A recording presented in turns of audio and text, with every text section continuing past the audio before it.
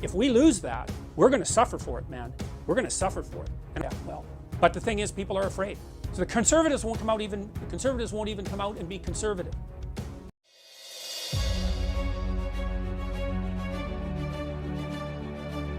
But there's an idea that emerged in the West, and the idea is that the state is regulated by the ethic of the individual. And so that the individual has intrinsic value, and that value is predicated on the recognition of the individual's capacity to generate order out of chaos. And that's the identity with God that was implanted, so to speak, in human beings at the beginning of time, according to our founding, let's call them mythologies. There's something about that that's right. Now, if we lose that, we're going to suffer for it, man. We're going to suffer for it. And I've studied totalitarianism for a long time. I know what happens when things take a viciously communitarian twist. It is not pretty. And you know, people think our society is more, even the radical leftists who criticize it, think that our society is more robust and impervious to subversion and danger than it actually is. It's actually not. It's actually, we could lose it a hell of a lot more easily than we think. And it's got all sorts of flaws, and like, criticize away, but with a bit of gratitude, that would be nice. It's got all sorts of flaws, but we don't have anything better to put in its place.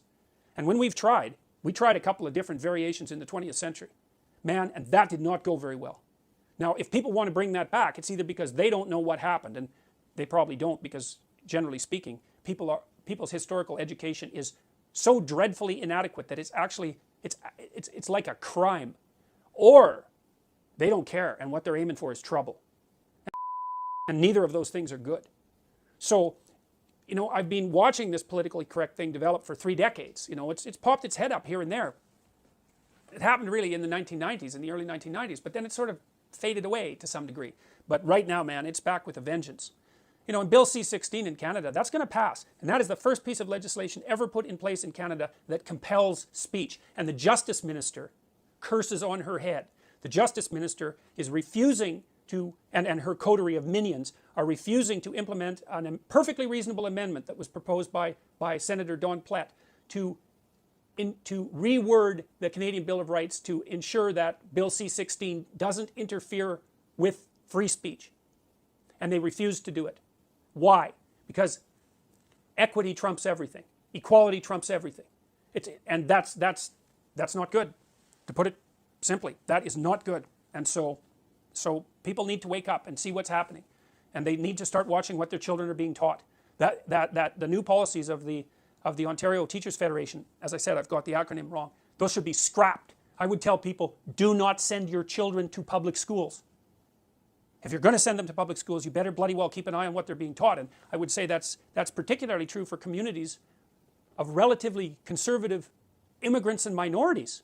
You know, I mean, historically, they've been aligned, say, more with the Liberal Party in Canada because of its more tolerant attitude towards immigration. It's like, it's time for those relatively socially conservative ethnic immigration communities to wake up and realize that the people that they thought were their allies are not their allies at all.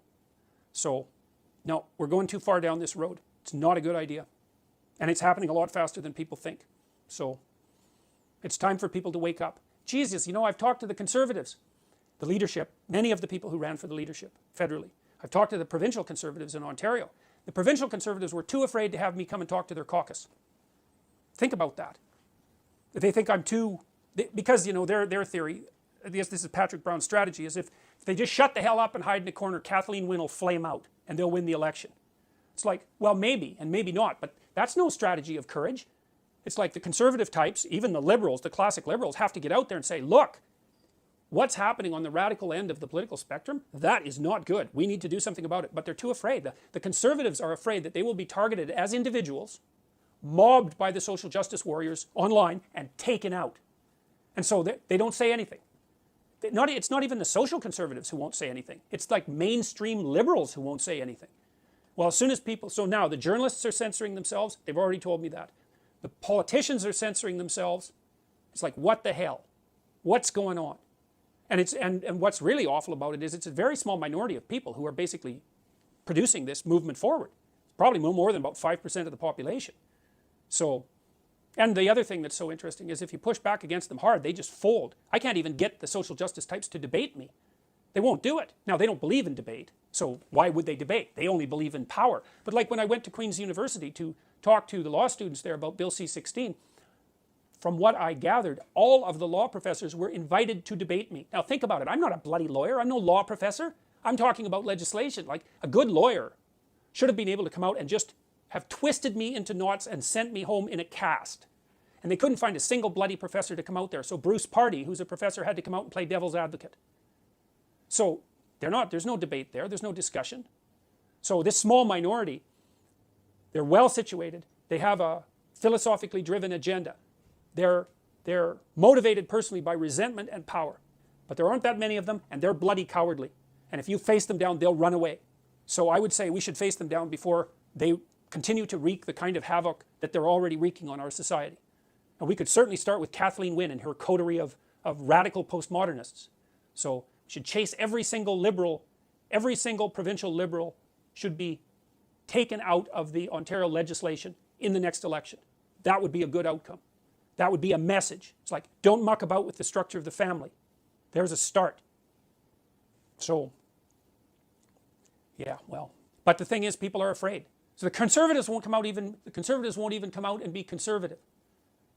So one of the things I've talked to them about, and I think I talked to 5 of the people who were involved in the leadership convention, was if you guys are afraid to be conservative, you've already lost. You're done. Like, you're just playing out an empty game. And they are. That's the policies they're pursuing. Patrick Brown won't come out and, like, what the hell, Kathleen Wynne, she should be hanging on with one finger. If that woman had an ounce of integrity, she would have resigned when her popularity fell below 10%. But she doesn't, and no one will take her on with regards to that. So it's not good. I can tell you one thing that I've experienced. If you're not happy with the kind of policies that your company is putting in place, or the bureaucracy that you work in, or your government, or any of those things, if you're not happy about it, and you wait, the probability that you'll become more unhappy is extraordinarily high. If you come out and say something early on, you're taking a risk. But if you say something and you don't apologize and you hold your damn position, you can chase them back. That's been my experience. You don't apologize, and you don't soften what you have to say. But as far as I can tell, you've got a choice. You can wait around until things get worse and you're weaker, and you can wait till you're taken out, or you can stand up now and say what you have to say with a reasonable chance of success. That's how it looks to me.